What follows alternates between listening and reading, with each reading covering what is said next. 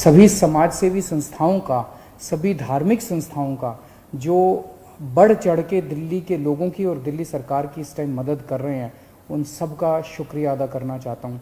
अभी जो मैंने अनाउंसमेंट्स की हैं इसमें भी बहुत सारे लोगों का सहयोग है।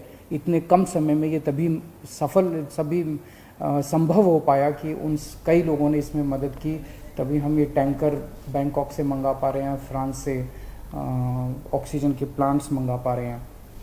पिछले हफ्ते हमने देखा 3 दिन ऐसे थे, बृहस्पतिवार, शुक्रवार और शनिवार, जब दिल्ली में अस्पतालों में बहुत ज़्यादा अफरा तफरी हो गई थी। यहाँ ऑक्सीजन ख़त्म होने वाली है, वहाँ ऑक्सीजन ख़त्म होने वाली है। मैं भी काफ़ी घबरा गया था कि कहीं कोई दिल्ली के अंदर हादसा ना हो जाए कि टाइम पे ऑक्सीजन नहीं पहुँची और कई सारे लोगों की मृत्यु ना हो जाए। पूरी रात जाग के हमने बिताई है।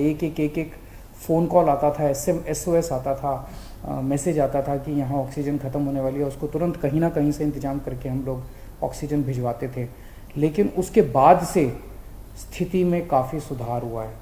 पिछले 2 दिन में आप देखेंगे कि इस किस्म के SOS मैसेजेस अस्पतालों के, मैं ये नहीं कह रहा बिल्कुल नहीं आ रहे, अभी भी मैं देखता रहता हूँ, पढ़ता रहता हूँ, एक दो अस्पताल दिन में उनका आता रहता है कि यहाँ ऑक्सीजन पहुँचने में देरी हो गई, यहाँ ऑक्सीजन। लेकिन जो हालत बृहस्पति, शुक्र और शनि को थी, बिल्कुल पागलपन वाली हालत, ऐसी पिछले 2-3 दिन में अब नहीं है। और इसके लिए दिल्ली सरकार और केंद्र सरकार की टीम्स ने बैठ के, दोनों के अफसरों की टीम्स ने बैठ के बहुत मेहनत की है। कई सारे इश्यूज़ थे इसके ट्रांसपोर्टेशन को लेके, और वो बहुत सारे इश्यूज़ थे जो सॉर्ट आउट किए गए हैं। मैं केंद्र सरकार के उन सभी अधिकारियों का और केंद्र सरकार का तहे दिल से शुक्रिया अदा करना चाहता हूँ, जिन्होंने इस कठिन घड़ी में हम लोगों का सहयोग किया। और आज सुबह केंद्र सरकार ने केंद्र सरकार भी इंपोर्ट कर रही है कई सारे टैंकर्स दिल्ली के लिए। 5 अलग से टैंकर केंद्र सरकार ने हमें दिए हैं, उसके लिए भी मैं केंद्र सरकार का शुक्रिया अदा करना चाहता हूँ।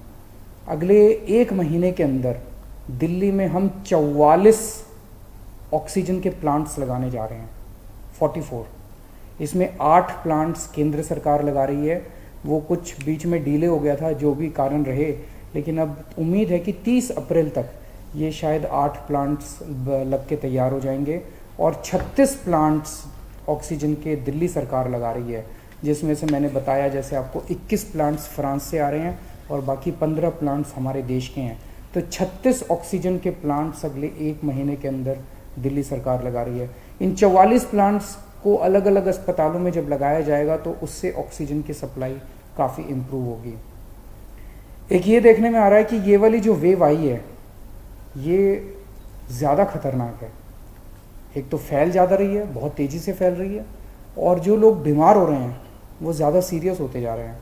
तो इस वक्त सबसे ज़्यादा डिमांड ICU के बेड्स की है। मेरे पास जितने फ़ोन आते हैं, सर कहीं से ICU के बेड के इंतजाम कर दीजिए, कहीं से ICU के बेड का इंतजाम कर दीजिए। और पूरी कोशिश करने के बावजूद इस समय अस्पताल ओवरलोडेड है। हर अस्पताल कैपेसिटी से ज़्यादा काम कर रहा है, बेड भरे हुए हैं, ICU बेड्स भरे हुए हैं। तो ICU बेड्स को बहुत बड़े स्तर पे विस्तार कर केंद्र सरकार ने 500 ICU बेड्स हम लोगों को बना के दिए DRDO के एयरपोर्ट के पास। और आपको जान के ताज्जुब होगा कि वो प्लांट जैसे ही बन के तैयार हुए, जैसे ही हमने अनाउंस किया, 3 घंटे के अंदर 500 के 500 बेड भर गए। केवल 3 घंटे के अंदर। इतने सीरियस मरीज घूम रहे हैं जो इलाज ढूंढ रहे हैं। तो अभी हम 500 ICU बेड्स, आज सुबह मैं मुआयना करके आया हूँ, GTB हॉस्पिटल के सामने एक रामलीला मैदान है, वहाँ पे हम 500 ICU बेड्स तैयार कर रहे हैं।